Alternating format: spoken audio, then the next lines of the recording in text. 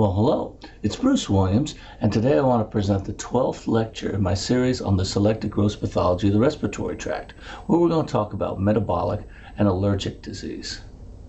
Before I do that, as I always do, I want to thank my friends and colleagues who have provided me these great images, which allow me to put these lectures together. Our first lesion is primarily seen in dogs and cats who are affected by chronic renal disease. This particular lesion is a form of metastatic calcification. Metastatic calcification happens throughout the body. When calcium and phosphorus, the individual numbers, when multiplied together, exceed 70, you can expect to see calcification in multiple sites in the body. This is a classic one. We're looking at the inside of the rib plate and affecting the intercostal muscle. In a subpleural location, there is this calcification, which has been referred to as uremic frosting. It usually starts in the cranial part of the ribs and works its way back. Now, if you're thinking about that multiplication problem I gave you with calcium times phosphorus being over 70, think about the failing kidney. And one of the problems that's associated with failing kidneys is the inability to excrete phosphorus. So phosphorus was just normally like somewhere around 6, may go up to 7 or 8 even. Initially, due to Starling's law, the calcium in the body will decrease to try to maintain that product within an acceptable level. But then as the kidney fails even further, you start to get resorption of calcium from the bones, and that calcium starts to creep back up. So it may exceed its normal level of 10 to 12 and go up into the 13 or 14 range. So you have high calcium, you have high phosphorus, multiply them together, you're going to be well over 70, and you can look for calcification in many parts of the body, including the ribs, including the middle of the gastric mucosa, including the kidney, where calcium will precipitate within the basement membranes of vessels, within the basement membrane of the glomeruli, and within the tubules in their basement membranes as well. And one other spot that you will see, which is probably the worst place to have calcium build up, is in the lung. This is a great picture of a condition which is known as uremic pneumonitis. I don't like that name because when I think of uremia, I think of high levels of BUN. And this is once again a manifestation of high levels of calcium and phosphorus. Some people call it pulmonary calcinosis. That's not a bad name for this as well. So on a microscopic level, the basement membranes around vessels, and more importantly within the alveolar septa, are going to be mineralized. And you can imagine that there's going to be absolutely zero oxygen that is passed across an alveolar septa with mineral in it.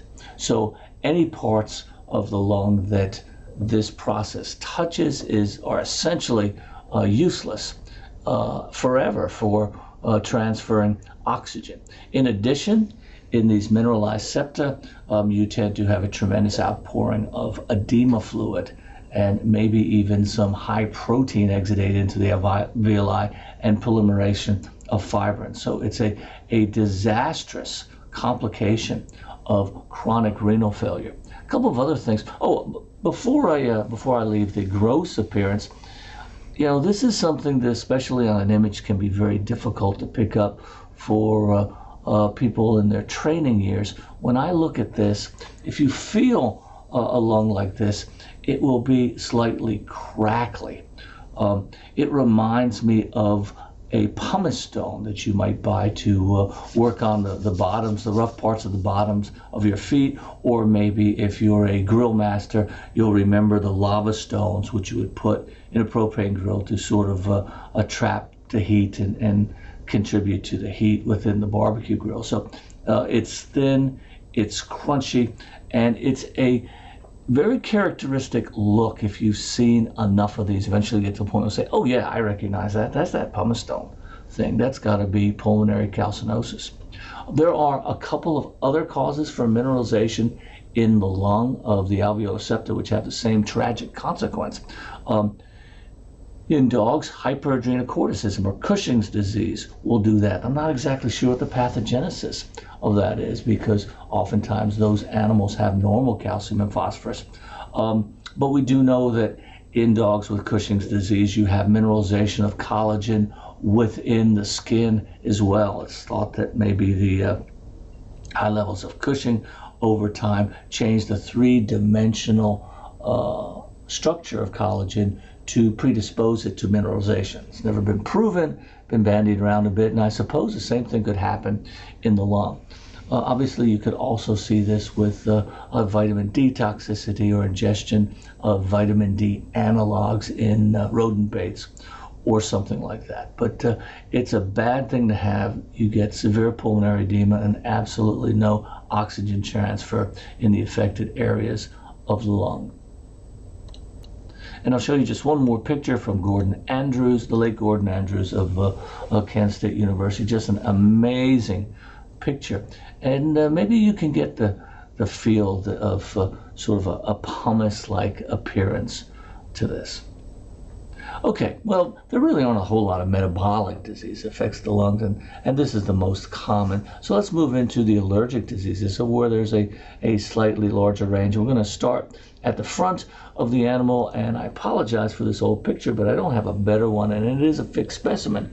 But we are looking at the anterior nasal cavity, the nose, the hard palate of an ox, and you can see that there are multiple granulomas within the mucosa. This animal's probably somewhat stertorous, had a runny nose. And I just want to talk for a minute about allergic rhinitis and mycotic granuloma. And they're totally different conditions. Allergic rhinitis doesn't give you a very good lesion. You have swelling of the caudal portion of the nasal vestibule. Over time, you'll develop hyperplastic epithelium and squamous metaplasia with eosinophilic infiltrates. And it's thought to be a type 1 hypersensitivity or immediate hypersensitivity to plant pollens or various fungal spores. You may see this in Jersey cattle, which have a familial predisposition, and it's often called atopic rhinitis in those animals. Another condition that you will see in cattle that is related and will cause these somewhat larger polypoid masses is a nasal granuloma, which is caused by fungal infection. These areas of hyperplastic rhinitis and eosinophilic inflammation often have sort of a yellow or greenish center to them, and they have been documented as being caused by a number of different common fungi that are commonly seen in barns, such as Dressleri or Bipolaris or a number of other ones. So nasal granuloma, neither of these are very common findings. So let's just discuss them and then we'll move on.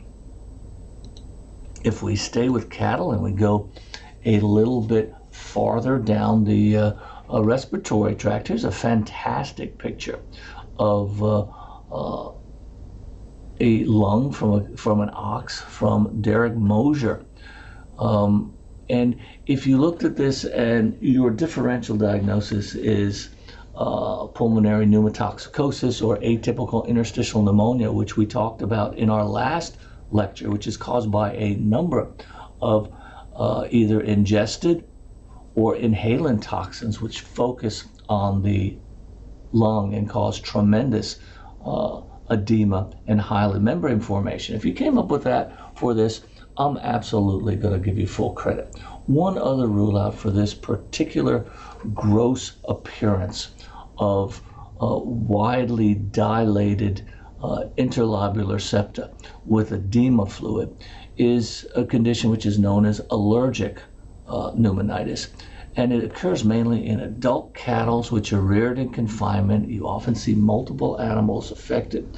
And it results from the chronic inhalation of spores of various actinomycetes, especially what used to be known as Micropolysporum feini, and now is called Saccharopolyspora rectivirgula. I had enough trouble with Micropolysporum feini before they put that new name on it.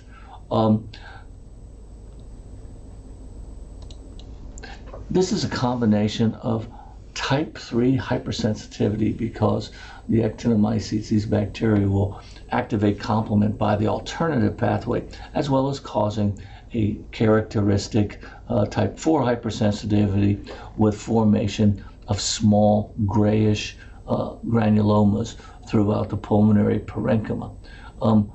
Usually the infiltrates are around the bronchioles or smaller airways, which in itself suggests an inhalant etiology for this. So this is allergic pneumonitis. So when we talk about allergic lung disease in animals, probably the most widely known and renowned is a condition which used to be called heaves in horses. If you talk to any old practitioner, we've all heard about heavy horses. This particular disease has undergone a couple of name changes over the years too, and has been called recurrent airway obstruction for the last decade or so, and now finally in a recent publication in JVDI it's Veterinary Pathology in 2018, made the jump to actually become called equine asthma due to its similarities, at least in one of its forms, to human asthma. This is absolutely one of my favorite pictures of all time, taken by Dr. Kim Newkirk, down at the University of Tennessee. And you can see the hyperinflation of this lung, which is demonstrated by the fact that somebody just put their handprint and it remained in there. Okay, so equine asthma comes actually in two different forms. There is the classic form that is seen in horses which are housed indoors in barns in generally temperate climate, and is the result of exposure to molds that grow in damp hay. There is a second form which shows more histologic similarities to human asthma, especially in the area of terminal bronchial remodeling, which is seen in horses on pasture in humid areas of the U.S. and the United Kingdom, and is now called summer pasture associated recurrent airway obstruction. So there's two forms. Used to think it was always in horses and barns, but now there's one that animals get during the summer months on pasture. Then when the cool months come, the syndrome tends to reside. Okay, or subside. So we have this lung, and the lung is full of air. Like in human asthma, these lungs are generally hyperinflated. The air comes in, but it can't come out because recurrent airway obstruction or equine asthma is similar to human in that there is sort of a ball effect in the bronchioles, which is the result of accumulation of mucus, a lot of neutrophils, and bronchospasm. So the animal can breathe in, but it can't get the air back out, so the lungs become progressively hyperinflated.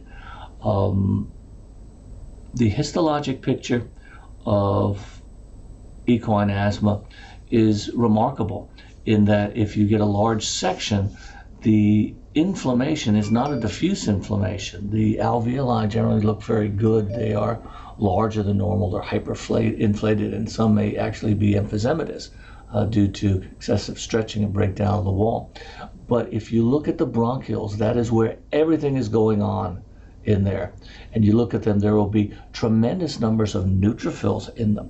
We tend to think with allergic disease, you're going to have a lot of eosinophils, but it's primarily a neutrophilic infiltrate with a lot of mucin, and you may see significant smooth muscle hyperplasia due to the bronchoconstriction that occurs with these.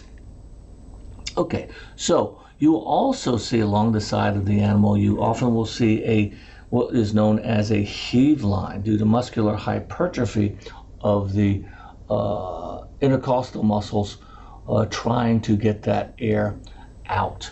The diaphragm itself, this is a great picture from the John King collection. You can see this diaphragm is extremely hypertrophic due to the animal trying to force that air back out. This probably isn't a classic picture of heaves, but you can see overinflation in some areas of the lung, and this animal might have sat on the necropsy floor for a while and lost some of the air in its lungs. But so you will see muscular hypertrophy of the abdomen, of the diaphragm, of the intercostal muscles, and of that overlie the abdomen.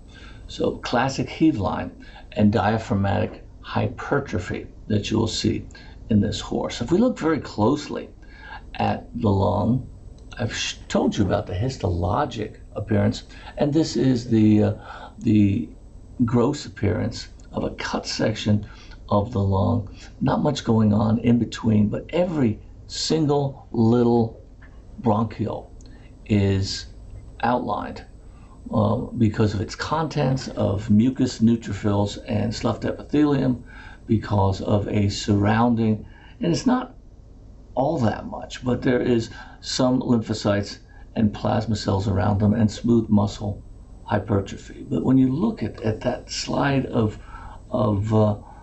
recurrent airway obstruction in a horse, it's not a difficult diagnosis because everything's going on in the small bronchioles, nothing in the rest of the lung. Here's another picture from Kim Newkirk from a horse, and this is a respiratory bola. And if this ruptures, obviously you're going to have a pneumothorax. It may be a very small one, it be self-sealing, it could be a significant problem. It's a very uncommon occurrence in heaves, but that would be one of your rule outs here. So we've seen a couple of bola in previous lectures. Don't forget the ones that are made with Paragonomus kellicati or another a parasite in non-human primates, Pneumonisis simicola. So bola formation. And then we'll end with another a very similar syndrome, which is seen in cats. And this is feline asthma or feline allergic bronchitis, another type 1 hypersensitivity to inhaled allergens. And you can see these areas of hyperinflation. Unlike what we see in heaves, it's very common to see eosinophils in this condition. You may see it in the bronchoalveolar lavage fluids, and it's usually a little bit more treatable. You may remember in veterinary school when, if they showed you a picture of these a radiograph of these cats, one of the classic lesions for this is donut formation on radiographs, because on a cut section you can see the absolutely tremendous enlargement of the walls of the larger airways due to a combination of proliferation of the submucosal glands, smooth muscle hyperplasia, and chronic inflammation, including eosinophils. And just look how thick these airways are, and then probably some of the alveoli supplied downstream from here are going to be hyperinflated, because once again the air gets in, the air doesn't get out. But just a great lesion for feline asthma. Okay, well, that covers the metabolic and allergic diseases, at least briefly, and shows you some of the good gross lesions associated with them. We only have 2 more lectures in this series. They're both pretty significant lectures. They're going to be a little more lengthy. We're going to talk about all the miscellaneous diseases which didn't easily fit into any of these categories next. And then we'll finish this lecture series with neoplasms of the respiratory tract. So I hope that you come back for those. I hope that you are enjoying these lectures as much as I'm enjoying giving them, and I look forward to seeing you next time. Have wonderful health and have a great day.